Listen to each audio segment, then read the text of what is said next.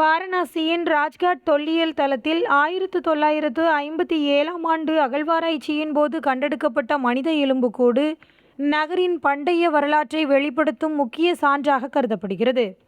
1000 ஆண்டுகள் பழமை வாய்ந்ததாக மதிக்கப்படும் இந்த எலும்புக்கூடு அக்காலத்தில் வாழ்ந்த மக்களின் வாழ்க்கை முறைகள், உடல்நிலை, உணவு பழக்கங்கள், சமூக அமைப்பு போன்றவற்றை ஆராய்ச்சியாளர்களுக்கு வெளிப்படுத்தும் திறவுகோலாக உள்ளது.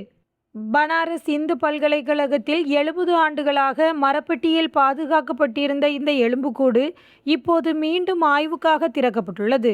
எலும்புகளின் அமைப்பு, பற்கள், மூட்டு பகுதிகள் போன்றவற்றை ஆராய்வதன் மூலம் அந்த மனிதர் எந்த சமூகத்தினை சேர்ந்தவர், அவர்களின் உடல்நிலை, வாழ்நாள் நீளம் போன்ற தகவல்களை அறிய முடியும். வாரணாசி கங்கை சமவெளியின் மையப்பகுதியில் அமைந்துள்ளதால் 1000 ஆண்டுகளுக்கு முன்பே முக்கியமான கலாச்சார மற்றும் சமய மையமாக இருந்தது.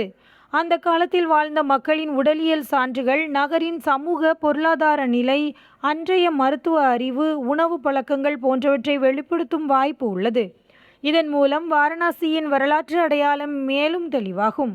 70 ஆண்டுகளாக அமைதியாக இருந்த ஒரு மரப்பெட்டிக்குள் அடைக்கப்பட்ட இந்த எலும்புக்கூடு தொல்லியல் ஆராய்ச்சிக்காக வாரணாசியின் பண்டைய மனித வாழ்வை நேரடியாக புரிந்து கொள்ளும் அரிய வாய்ப்பை அளிக்கிறது. ஆய்வுகள் முடிந்தவுடன் நகரின் கடந்த காலம் குறித்த புதிய தகவல்கள் வெளிப்படும் என எதிர்பார்க்கப்படுகிறது.